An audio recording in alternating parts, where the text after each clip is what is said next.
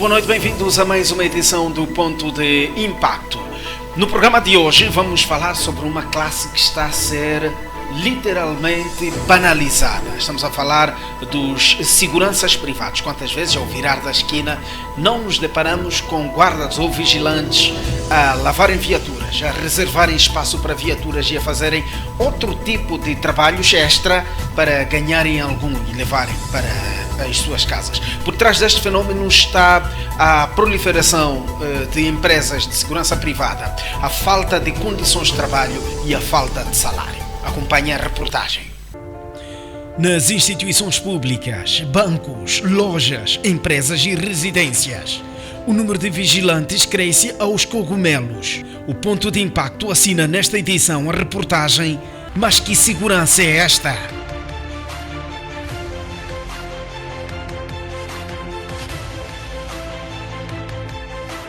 A cada virar da esquina, a cada acesso, a cada estacionar ou parquear, eles estão presentes. É facto para dizer, se os seus serviços fossem de facto eficazes, os moçambicanos estariam a passar pelos momentos mais seguros. O surgimento das empresas de segurança privada remonta de 1990, com a aprovação do Decreto número 26/90 de 29 de novembro, que autorizava o exercício da atividade de proteção e segurança de pessoas e bens sob forma de empresas de segurança privada.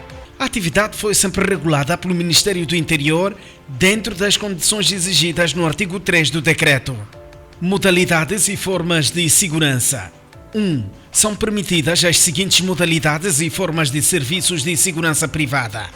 A linha A. Proteção de pessoas e bens através de guarda. Segurança de objetivos econômicos, sociais e culturais por meio de guarnição e patrulha.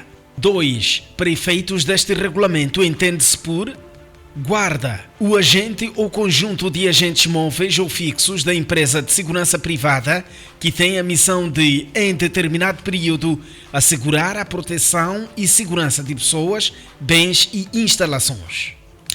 Guarnição, o conjunto de guardas estacionados em determinadas instalações com tarefas específicas da sua proteção e segurança. Patrulha, o conjunto de guardas em movimento a pé ou usando qualquer meio de transporte, cuja missão é garantir a vigilância, proteção e segurança de determinadas instalações, segundo um percurso e plano previamente organizados de forma metódica e regular. Foi aí que começaram a surgir as primeiras empresas de segurança privada. As empresas mais antigas recordam como era o mercado anteriormente. A SSP é uma empresa de segurança tradicional. Tradicional refiro-me porque foi uma das primeiras empresas que foi criada em Moçambique. Sim. Na companhia, posso enumerar a Protege, na altura, a Delta Segurança, a Alfa, a SOS. Essas foram as primeiras empresas que foram criadas com uma prática igual, princípios iguais. Só para ver, a hierarquia que existe nas empresas naquela altura é a hierarquia que a SSP prevalece até hoje. Mesma modalidade de prestação de serviço. A SSP continua com a mesma modalidade, que é um turno de vigilantes, por exemplo. Se solicitas nós denominamos isso H24, que é um homem em cada turno. Nós trabalhamos com 3 homens, enquanto as empresas emergentes que apareceram trabalham com 2 homens, para fazer 24 sobre 24. Não é? Então, para dizer que nós continuamos com aquele princípio desde o passado, que a SSP foi criada. A SSP foi criada num regime igual, a Protege, a Alfa, a Delta, não sei o que e tal. Princípios eram os mesmos. Então, a nossa formação, nós somos daqueles que não recrutamos as pessoas na rua, fardar para trabalhar, não. Nós recrutamos as pessoas vêm cá se inscrever, as pessoas são submetidas a certos testes. Depois desses testes, quem for de aptidão física, neste caso, quem estiver apto vai para o campo dos treinos. Temos a parte prática, temos a parte teórica, não é? Não, nesta fase, é possível, talvez, detectar até alguns que não estão preparados, que na altura daquela seleção inicial foram aprovados. Hoje, mais de 30 anos depois da liberalização do mercado, o país conta com cerca de 300 empresas de segurança registradas e deste número mais da metade está a operar. Muitas delas operam muito abaixo dos padrões exigidos pelo regulador, aliás, outras nem sequer licença têm. Como resultado, no terreno, o cenário é de extrema banalização à classe. Assiste-se seguranças fazendo trabalhos fora do seu âmbito, muitas vezes colocando em risco a própria segurança do local, que devia ser por si guarnecido. Ao cair da noite, a situação torna-se ainda mais complicada. Visitamos alguns postos e o clima é de total desagrado. Sem revelar rostos, decidimos dar voz aos vigilantes que deixam as suas casas para se entregarem ao trabalho, mas, no final do mês, para além de irrisório, não passa dos 6.000 meticais, reina uma incerteza no seio dos guardas se o salário vai mesmo cair nas suas contas. Fale-nos do vosso dia a dia, quais são os desafios que vocês passam durante o vosso trabalho? O trabalho corre, mas corre muito mal. Nós trabalhamos, só que os nossos patrões não nos veem como trabalhadores deles, como estamos a fazer o trabalho que eles querem. É um sofrimento grande, principalmente, posso dizer, da minha empresa.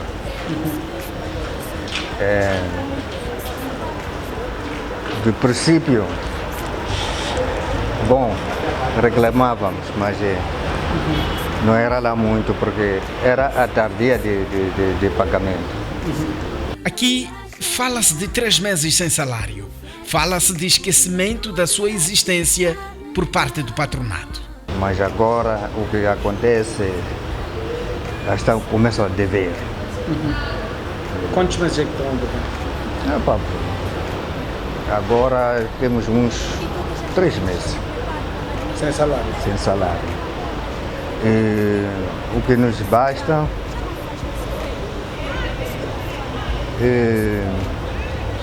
desde o mês de dezembro ainda não recebemos. Vieram começar a pagar em janeiro, fevereiro e março. Agora estão a dever dezembro, estão a dever abril, maio, que é isto. E o que nos irrita, eles não têm nenhuma informação a nos dizer, nós como trabalhadores. Não dão satisfação? Sim, não dizem porquê. Porque se nos dissesse que temos problemas disso na empresa e que nos faz não receber, mais ou menos, mas não acontece isso aí. Outra coisa, trabalhamos sem contratos. Não tem nenhum contrato. É verbal. Estamos a trabalhar de qualquer maneira. Às vezes parece que somos biscateiros. Os vigilantes por nós abordados dizem nunca terem visto os seus patrões, não sabem quais são os ditames da empresa para onde trabalham e nunca assinaram um contrato. Praticamente, nós dia a dia conseguimos fazer o nosso soro, de sair logo cedo, chegar ao posto. E ultimamente garantimos quase a metade de tudo, fizemos quase tudo, né? Garantir a segurança de bens das pessoas, não sei lá, só que às vezes temos tido dificuldades também. Quais são essas dificuldades? Temos tido dificuldades com muito nos salários, mas além começando nos salários, ficar de turnos, né? Qual é o salário mais alto que vocês ganham? Praticamente varia de quanto? Varia de 5.200 por aí, por 6.000.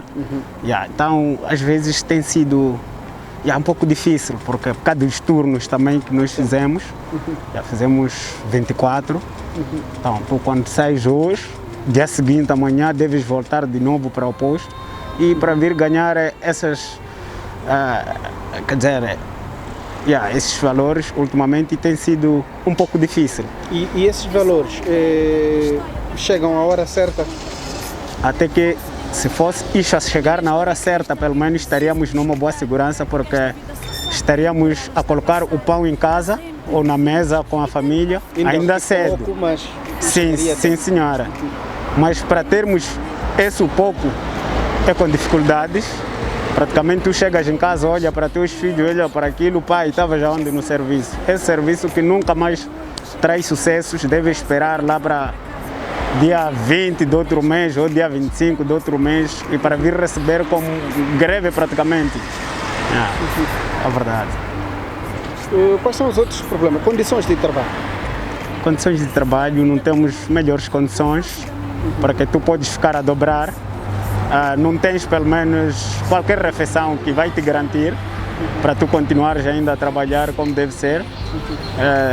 Estás no posto, estás a dobrar, praticamente estás a fazer 48 horas, tu estás ali, tipo, nada acontece. Nem lá os chefes não ficam preocupados às vezes. Vocês conhecem os vossos chefes, os vossos superiores? Os nossos superiores, os nossos patronatos, nós não conhecemos, porque nunca, praticamente, eles não unem, né, os trabalhadores para termos uma reunião, conhecermos quem é o dono da empresa, quem é aquilo. Só conhecemos esses que dizem que somos supervisores, não sei lá, formadores. Estes problemas fazem com que os guardas se reinventem, procurando soluções através de prestação de pequenos serviços a terceiros, como reserva de espaço para viaturas e lavagem das mesmas. Conseguimos, pelo menos, a pessoa chegar com uns 10 meticais em casa para pôr pelo menos o pão daquele dia e ter dinheiro de chapa enquanto espera esse salário do dia 25 do outro mês aparecer. Mas afinal, o que é ser segurança? O que deve ou não o segurança fazer no exercício do seu trabalho? De onde vem a voz de comando do segurança privado? Da empresa para a qual trabalha ou das hierarquias no terreno? Tentamos buscar as respostas destas perguntas. Um homem é orientado logo na abertura do posto, que o senhor, a sua responsabilidade começa aqui e termina aqui. A sua responsabilidade é de velar pelas pessoas que entram, porque também há certos princípios que cada cliente tem. Há cliente que diz que no fim do expediente, eu quero que o vigilante reviste os meus trabalhadores na saída. Okay. Aquela revista normal que se faz, exatamente. Não por desconfiança, mas por precaução. Não é? Mas há quem diz, não, aqui não precisa revistar ninguém. A sua responsabilidade é só estar a proteger a nossa entrada. Identificar as pessoas que entram, as pessoas que saem, não sei o que, essas coisas todas. Se está tudo bem, é isso que nós queremos. Se fora da hora normal do expediente, protege a nossa instalação. Nós já não estamos lá. É outro princípio aqui, porque nós formamos agentes de segurança para a proteção. Mas quando vamos a um cliente, o cliente também tem suas regras internas. Sim. Não é? Sim. Então, jogamos a regra interna do cliente e a nossa regra geral de segurança. Agora, indo à sua pergunta. Não estará aí, exatamente aí o problema. Como fazer esse equilíbrio entre os desejos do cliente e o rigor do segurança? O segurança estará perante duas ordens. Uma é da empresa que lhe alocou, a outra são as regras do terreno em que ele está. Sim. Vamos lá, uma senhora dona de casa pede o segurança para comprar pão. Não. Ele está em condições de dizer não posso? Não. Sim, e aí vou chegar. Se eu me refiro às regras internas, por exemplo, sim, são regras internas em termos de coordenação de trabalho de segurança. Okay. Não fora do âmbito de segurança. Sim. Por quê? Quando se diz revista, os meus trabalhadores faz parte do pacote da exigência do cliente. Sim. Ele quer que as pessoas contratam serviços de segurança por vários motivos. Há quem contrata só porque quer proteção de bens de pessoas. Não quer revistar a ninguém, não quer que acompanhe ninguém, o seu posto é aqui. Eu quero sempre um agente de segurança na minha porta. É o que eu quero. Esse é um tipo de cliente. Há cliente que diz, não, eu quero o homem aqui na porta e que se chega aos meus clientes, é um sítio de atendimento de cliente. Qualquer cliente que chega, eu quero que seja o segurança a abrir a porta. E o segurança tem que estar atento para abrir a porta também para quem está a sair. Uma maneira também de cativar as pessoas pelo negócio que ele está a fazer. Essa é a regra interna, que tem a ver com a própria segurança nossa. Nós formamos o homem para proteção, mas essa, por exemplo, essa de abrir porta, fechar a porta, isso é regra já interna. Agora, está certo. A sua pergunta é lógica. O que está a acontecer de alguns anos para cá, a nossa área de atividade foi fragilizada. Por quê? Virou mais comércio. Virou mais comércio. Por isso que tem visto, acho que já reparou, a proliferação das empresas privadas de segurança. Virou comércio. E acredita que nós que estamos no mercado há muitos anos, até porque sentimos penalizados. Esta situação está a gerar um sufoco, concorrência desleal, as empresas que pautaram sempre pelo rigor e, como consequência, aplicam preços comparativamente altos porque têm impostos e outros custos a pagar. Eu pago a segurança social, tu não pagas. Eu pago o seguro, tu não pagas. É normal que entres lá a cobrar um preço que joga com aquilo que tu fazes. Eu já saio do prejuízo. E o que acontece? Com a situação econômica que está a atingir todas as áreas.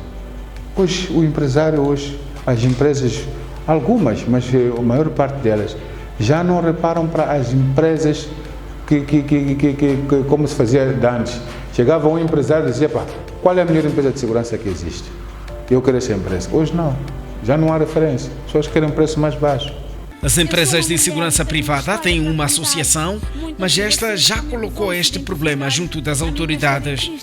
Porém, a solução está ainda longe de chegar. O ponto de impacto sobe de fonte segura que as péssimas condições a que os vigilantes estão votados são em resultado de esquemas na atribuição de alvarás para as empresas operarem por parte do Ministério do Interior e não fiscalização do regulador, neste caso, o próprio Ministério do Interior. Enquanto este quadro prevalecer, o cenário vai ser este. Vigilantes de diferentes empresas de segurança privada reúnem-se para espantar o frio e arrastar a noite. Vamos a esta altura às notícias que marcam a semana. Moçambique empatou a uma bola diante do Ruanda em jogo a contar para primeira jornada do Grupo L de qualificação para o Campeonato das Nações Africanas CAN 2023, que será jogado na Costa do Marfim. Os Mambas, que receberam os ruandeses no estádio Soccer City em Johannesburg, na África do Sul, viram-se a perder aos 65 minutos e tiveram que correr atrás do prejuízo para saírem de campo com um ponto. A resposta ao golo sofrido não demorou e Stanley Ratifo, aos 67 minutos, empatou o jogo. É também notícia a realização esta semana da Cimeira do Clima, onde vários líderes estão concentrados em Estocolmo. Estocolmo acolhe este evento, ou esta cimeira, 50 anos depois. 50 anos depois de receber a primeira grande cimeira internacional sobre o clima, a capital sueca, Estocolmo, foi palco esta quinta e sexta-feira de uma conferência internacional na qual são debatidas as alterações climáticas e perda de biodiversidade e os efeitos da poluição. A cimeira contou com a presença de António Guterres, secretário-geral da ONU, e juntou-se ao alerta da primeira-ministra sueca sobre os riscos da geopolítica a relegar para segundo plano a crise climática. Estamos a consumir a um ritmo de 1,7 planetas por ano. E se o consumo global estivesse ao nível dos países mais ricos, seriam necessários mais do que 3 planetas Terra. A Conferência Estocolmo Mais 50, que assinala meio século desde o encontro histórico e da consequente declaração da Conferência das Nações Unidas sobre o Meio Ambiente Humano de 1972, reuniu representantes de um grande número de países e organizações internacionais, mas não foram esperados compromissos vinculativos, servindo sobretudo para preparar o terreno para futuras cimeiras sobre o clima. Aqui mostramos o cenário de desgraça e destruição de Mariupol, cidade da Ucrânia, mercê da guerra entre a Rússia e a Ucrânia. Mariupol tornou-se um cemitério. A destruição quase absoluta de Mariupol é uma das imagens mais fortes da guerra na Ucrânia.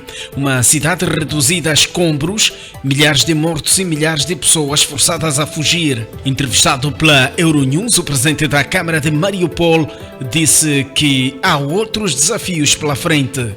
A cidade tornou-se um grande cemitério.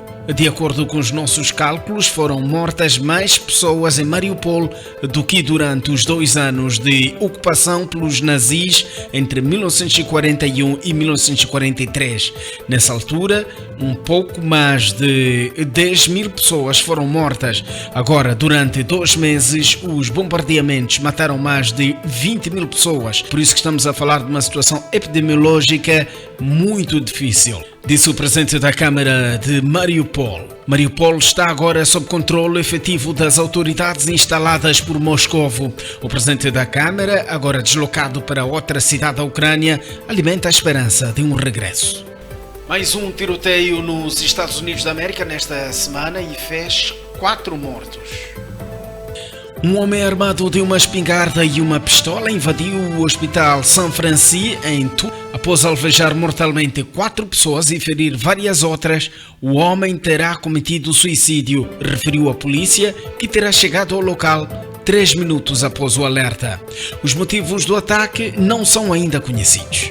Na imagem da semana, trouxemos uma fotografia extraída do Facebook para retratar a qualidade ou quão má está a qualidade da escrita em Moçambique, tanto escola primária, secundária Marcelino dos Santos, portanto uma designação escola primária e secundária que não consta do sistema escolar. Esta é a face, é a real face da qualidade de escrita dos moçambicanos e do sistema de educação.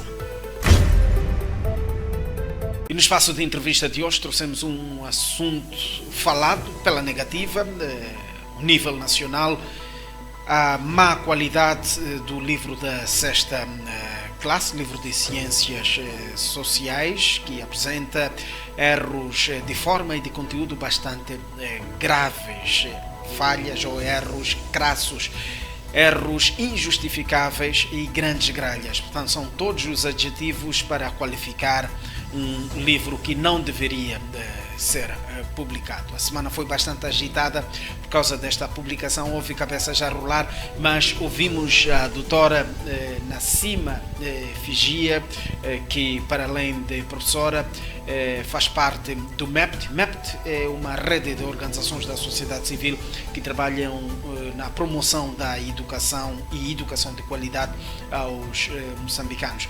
O MEPT mostra-se desapontado com a qualidade do livro da 6ª classe. Acompanhe a entrevista. Doutora Nassima, a nossa conversa vai ser rápida. Certo. Estamos a colher opiniões de diferentes atores sobre este choque que o país teve na produção produção e publicação. Aliás, foi todo um processo até chegar a público uma edição de um dos livros de ensino com erros crassos, erros graves.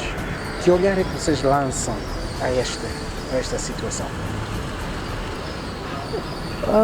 O MEPT olha para esta situação como uma grande preocupação, ou podemos mesmo dizer que consequência de que algo não está a correr muito bem no setor da educação. Isto é um culminar de uma cadeia de ações que de certo modo não mereceram o devido controle, ou seja, a responsabilização ou a responsabilidade, quer individual, quer coletiva, não foi efetiva. E isso nos preocupa. Está em causa as crianças deste país, e se nós olharmos como proposta que o Ministério está a trazer a produção de erratas, olhando para o público que é crianças de 11 anos, preocupa-nos. Será que essas crianças vão saber manejar essas erratas? 11 anos de idade. É uma idade muito tenra é uma idade em que a criança está já em classes que merecem, não é, todo o apoio, todo o suporte possível, quer em termos de material didático, quer em termos de ambiente para estudar, favorável à aprendizagem, quer em termos do próprio tipo de professor, a qualidade da própria escola, da gestão da escola. Não só, o livro leva o seu tempo para chegar ao destinatário. Exatamente. Imagine uma errata. Imagine uma errata, né? E até que essa mesma errata seja aceita. Porque a errata para todos nós não é a solução. Para nós a errata não traz nenhum, digamos, um sossego, dizer que pronto, há aqui uma alternativa. Não é, não pode-se considerar. Para nós, imediatamente os livros deviam ser recolhidos. Como MEPT, o nosso posicionamento seria efetivamente a retirada dos livros nas mãos das crianças e responsabilização, portanto, essa comissão de inquérito que foi criada. Estamos com uma grande expectativa de que efetivamente nos traga um resultado, uma explicação clara e objetiva de onde, quando, quem falhou e as devidas medidas relativamente a essa ação, que é uma ação negativa, digamos assim, que quase que é um crime, não é? É um crime. Será uma sabotagem? Quem? Como? De onde vem? Por quê? Sim, por quê? Porque são várias comissões. Aquele material passou por várias comissões de trabalho, exatamente para garantir que o produto final fosse um produto de qualidade aceitável para todo tipo de pessoa que pretenda fazer uso, desde a própria criança, o professor, o pai ou encarregado de educação. Ora, se estamos a trazer mesmo na recepção do material, será que houve, porque há sempre aqui, mesmo quando eu mando fazer um vestido, por exemplo, num alfaiate, numa modista, fiscalizar, sim, está dentro do, eu quando dos termos de recebo o referência. vestido, antes de colocá-lo para a festa ou para seja lá o que for, eu olho para o vestido e procuro ver se está de acordo com aquilo que eu efetivamente, apesar de ter feito muitas provas, mas o produto final merece um olhar final também. Então, nos preocupa como é que isto passou. Passou como? Como é que se diz? Na colocação desse material nas caixas, etc. Quem esteve lá? Mas essa pessoa, por curiosidade, não terá efetivamente, ou essa equipa, o produto final não passou, por exemplo, pelo Conselho Consultivo do Ministério da Educação para batermos palmas e dizermos, sim senhora, está aqui. Chegou tarde, pronto, acontece, mas olha, o produto está aqui. E quem realmente lida com estas áreas de conhecimento, por exemplo, eu sou professora de português por excelência.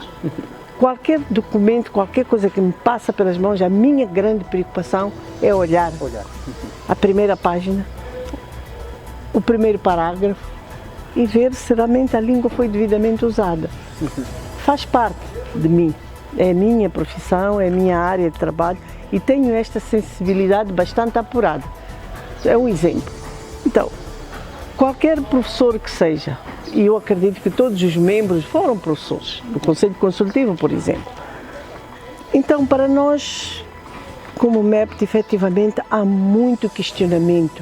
Vêm muitas perguntas nas nossas cabeças. Estamos em debate, estamos em discussões e sempre o consenso é que, efetivamente, temos que tirar o livro das mãos das crianças. Exato. Este caso dos livros levanta um debate interessante. Quem deve, de facto, fazer parte do processo de produção dos livros do Exatamente. sistema de ensino? São apenas pessoas que fazem parte do Ministério da Educação ou precisamos agregar gente aqui que confira a qualidade no Naturalmente que sim, que é preciso. Nós temos instituições credíveis neste país. Temos uma faculdade de educação, por exemplo. As universidades públicas são chamadas, são um elemento bastante crucial para que efetivamente façam parte dessas equipas estratégicas do setor.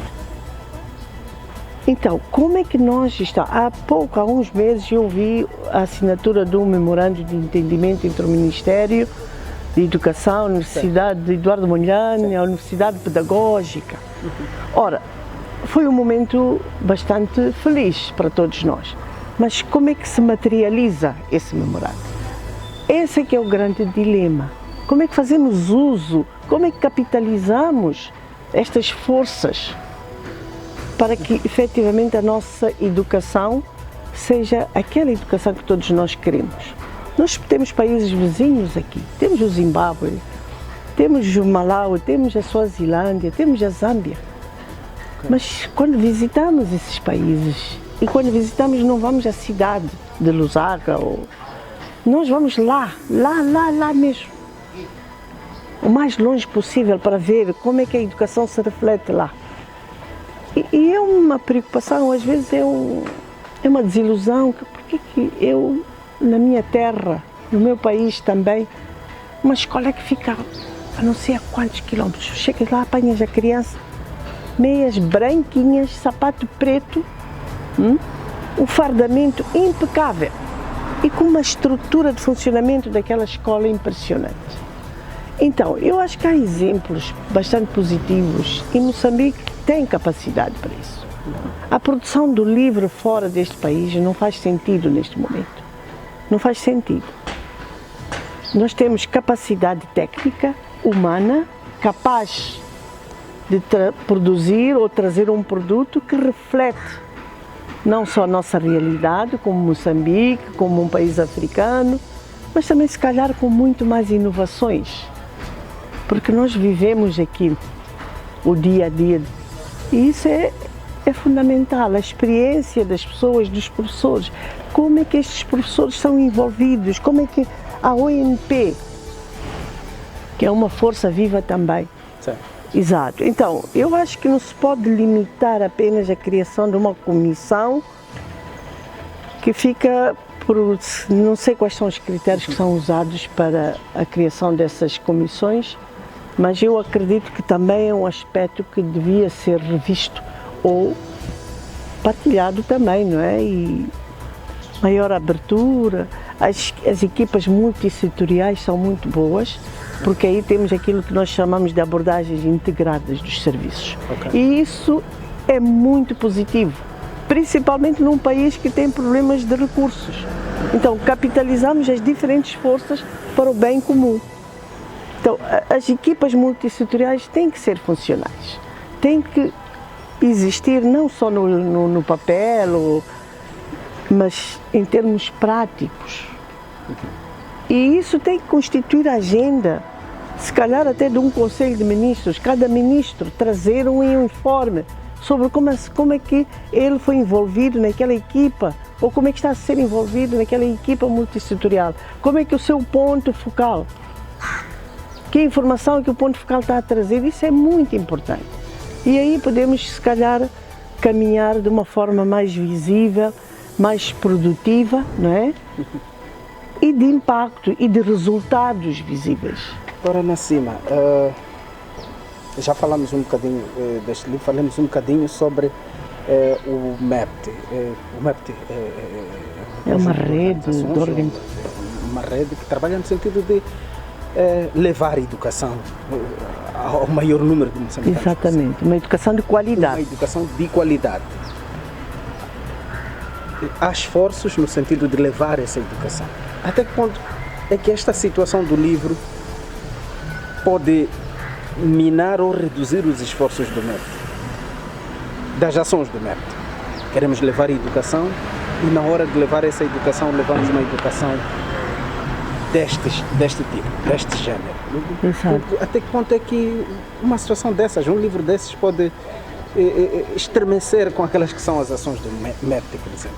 Claro que estremece, né? Claro que e é por isso mesmo que nós, como MEPT, né, estamos muito preocupados e daí que nós temos tido encontros extraordinários até, né, que vão para além daquilo que é o nosso normal. E este assunto é o tema principal das nossas discussões, porque temos que encontrar efetivamente uma saída. Infelizmente, o nosso envolvimento ao nível do próprio setor ainda não está muito...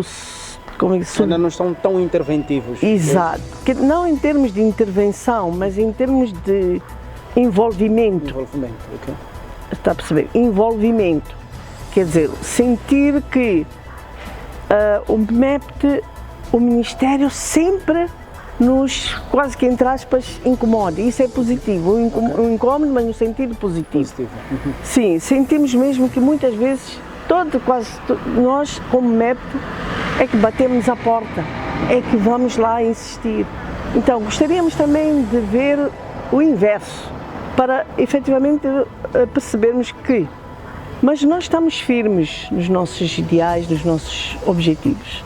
Nós estamos firmes e não estamos, como disse, é uma rede nacional e internacional e temos tido muito apoio nesse sentido e vamos continuar a apoiar o setor da educação. Com todo o nosso fervor, com todo o leque de conhecimento, de experiência que o MEPT carrega consigo, propostas, ideias, etc., nós vamos continuar a levar isto ao Ministério e temos feito muito até. Temos tido a preocupação relativamente ao orçamento, já fizemos muito trabalho relativamente a esta questão do orçamento para o setor da educação. Temos a preocupação do professor em si, não é? Então, há muitas propostas que nós temos nas nossas mãos e temos tido sempre esta preocupação de partilhar com o próprio Ministério e vermos em conjunto o que é que efetivamente podemos... E há melhorias, alguns aspectos vão melhorando mesmo. Recomendações para que cenários destes não se repitam? Maior controle daquilo. Na produção do... Exatamente, na produção dos materiais, no geral até, materiais didáticos, digamos assim. Não só no livro, mas também outros tantos materiais que são produzidos. Fazer uso de forma sistemática daquilo que são as boas práticas que acontecem neste país. Uma coisa boa que acontece no NIASA, na escola primária, sei lá, do Lago, na escola no EPC, de Mandimba, de Quamba, etc. É muito bom. Um intercâmbio. É muito importante isto. Não podemos trabalhar de forma fechada. A educação tem que estar mais aberta, mais predisposta para acolher, porque os professores trabalham. Os professores têm ideias, os professores são pensadores e muitas vezes têm um plano feito, mas na hora de dar a aula, aquele plano muitas vezes não serve, porque o que ele tem à frente não são bonecos, são pessoas que pensam. São crianças sim, mas são pessoas que pensam e ouvem, e em função da sua relativamente pouca experiência, eles sabem se aquilo se... Sim, quando o professor diz que a Lua, por exemplo, leva um desenho da Lua e diz que isto é uma banana, o aluno olha para aquele desenho, eu assisti a esta aula, olha para aquele desenho e diz, não professor, isso não é uma banana, isso é a Lua. Então, é preciso aceitar isto e tentar acompanhar este raciocínio do aluno. E isso acontece na sala de aula. Há muitos outros exemplos. Então, é a partir daí que nós temos que também criar espaço, criar mecanismos bem estruturados de como envolver os professores do país. Não podemos nos limitar só a professores da província ou cidade de Maputo.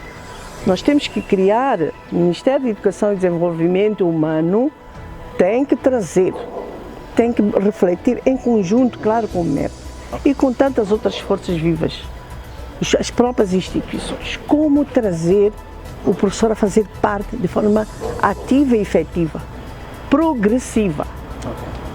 Doutora Nassima, muito obrigado pelo seu tempo, muito obrigado por nos ter. De nada. Obrigado.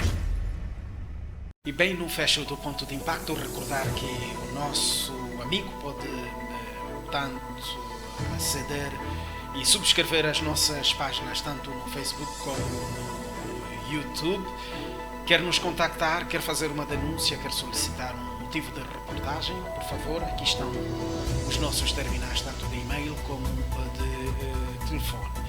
Na nossa frase do dia de hoje, trouxemos uma lição, palavra mesmo por conta do contexto que o país está a atravessar.